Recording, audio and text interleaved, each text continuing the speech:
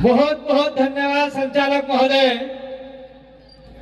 थोड़ा सा मैं बोलूंगा तो तुतलाहट होगी, क्योंकि मैं अभी पूरी तरीके से ठीक नहीं हुआ हूं। तो तुतलाहट था तमीम जानते ने कि अशोक गहलोत बोले, ये कांति भाई आदिवासी बोल रहा है, और हमारे एक नेता डूंगरपुर के भी तुतलाहट बोलते हैं, वो भी मत समझना ये नेता है लंबा चढ़ाई। तो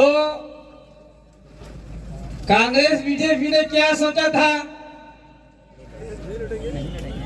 पंचायती राज चुनाव के अंदर और थावर चंद के डामर के चुनाव के अंदर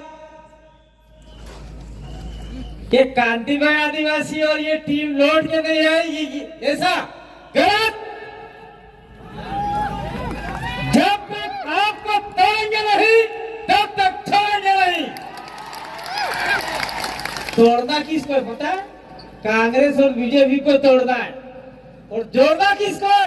जो लोग कांग्रेस और बीजेपी में जा रहे हैं, अपने घर को तोड़ रहे हैं, उनको अपने साथ में जोड़ना है। क्या आप लोग जोड़ने का काम करोगे?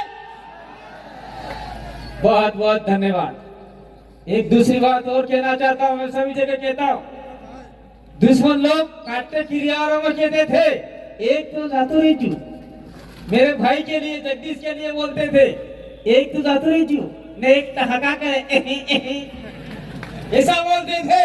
लेकिन मैं आपकी दुआओं का, आपने भी दुआ की कांति भाई जिंदा रहना चाहिए, प्रदेश के लिए, हमारे लिए, हमारी आवाज के लिए जिंदा रहना चाहिए। तो आपने दुआ की, मैं आपका नमन करना चाहता हूँ।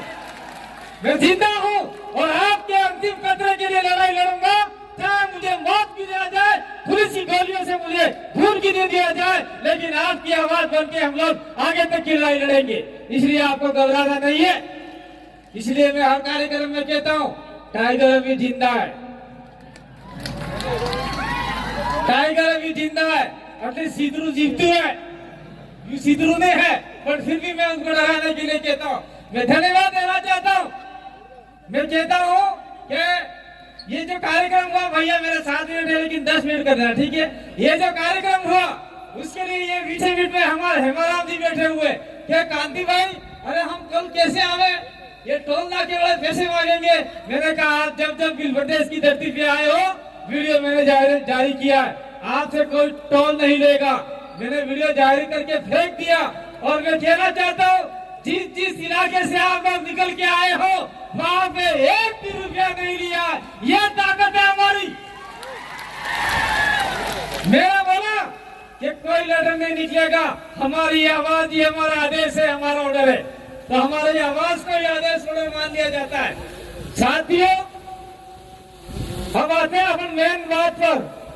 मैं कुछ बातें लेके आया था कि आज तक हम लोग लड़ाई लड़ते हैं किसी बात को लेके, सारे इकट्ठे होते हैं, कलेक्टर जाते हैं, एसडीएम जाते हैं, और हमारी बातों को कलेक्टर एसडीएम आगे भेजता ही नहीं है, फाड़ के फेंक देता है, और वो मात्र सड़क तक ही रह जाती है।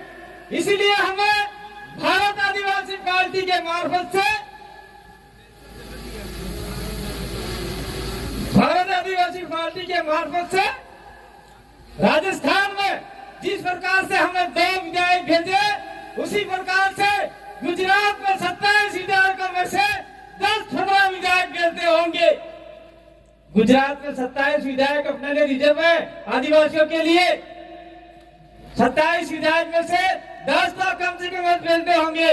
मध्य प्रदेश में ऊपर लोग बैठे हुए 46 विधायक रिजर्व है आदिवासियों के लिए, वो जो गए हैं वो सारे सारे गुलाम हैं, अपने लिए कोई नहीं बोलता।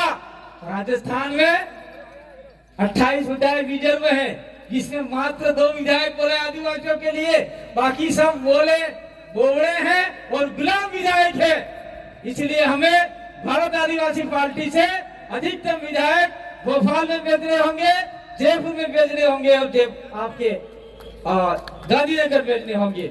इसलिए भारत आदिवासी पार्टी को हम लोग लेके आए हैं। दूसरा है जल, जंगल, जमीन और खनिज।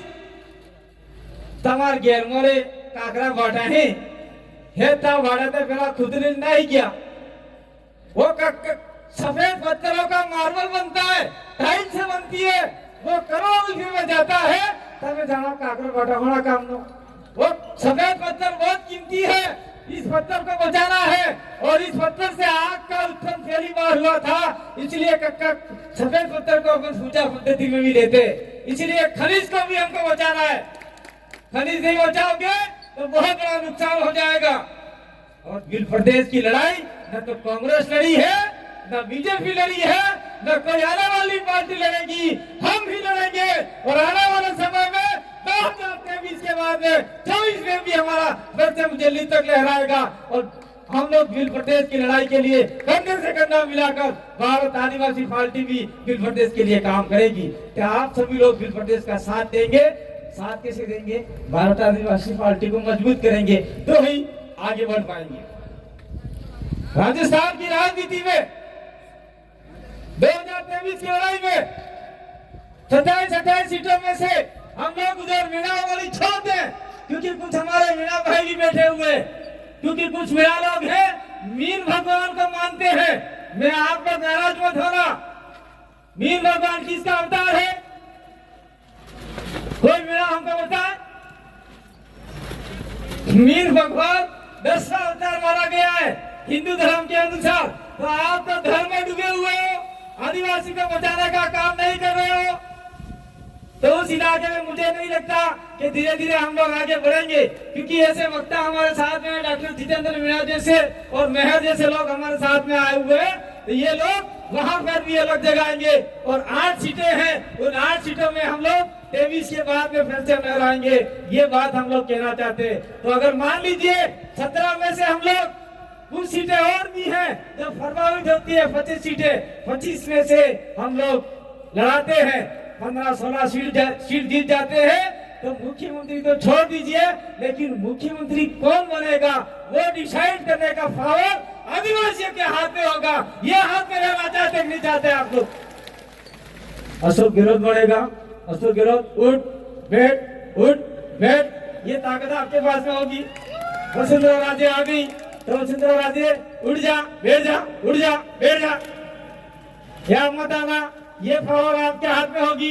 यही पावर हम आपको देना चाहते हैं। यही पावर अगर आपने ले ली तो निश्चित रूप से आपका विधायक दिल्ली जाएगा। अच्छा, आपका एमएलए दिल्ली है, आपका एमएलए जयपुर जाएगा और एमपी दिल्ली जाएगा। मैं ज्यादा बात नहीं करना चाहता क्योंकि सर भी काम नहीं करता।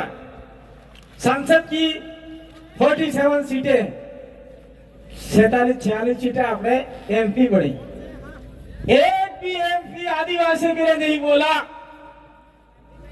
एक भी एमपी नहीं बोला। मैं किसी पार्टी के विशेष की बात नहीं करता हूं, लेकिन मैं कहना चाहता हूं हमारे मंच के मार्फत से एक आदमी है जो आदिवासियों के बारे में बोलता है। वो कौन है? चाहे कैसे भी हो, हम उसका समर्थक नहीं करते, लेकिन हमने उसका वीडियो देखा है। असरुद्दीन ओवैसी वो आदिवासियों के दुश्मन नहीं है। उन्होंने बोला कि भारत का आदिवासी देश का मालिक है। कौन सा आदिवासी वहां जाके बोला? एक मुसलमान सांसद आदिवासियों के लिए बोल रहा है। आदिवासी और मुसलमान की लड़ाई कभी नहीं है, ये धार्मिक लड़ाई लड़ाई जा रही है।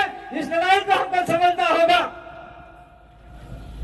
मुस्लिमों के साथ हमारी कतई लड़ाई नहीं है। ये आपका मैं लोकल मुद्दा बता रहा हूँ। हमारे बीच में सलीम भाई बैठे हुए, उनको हमने जिला प्रमुख के लिए दावेदार बनाया था।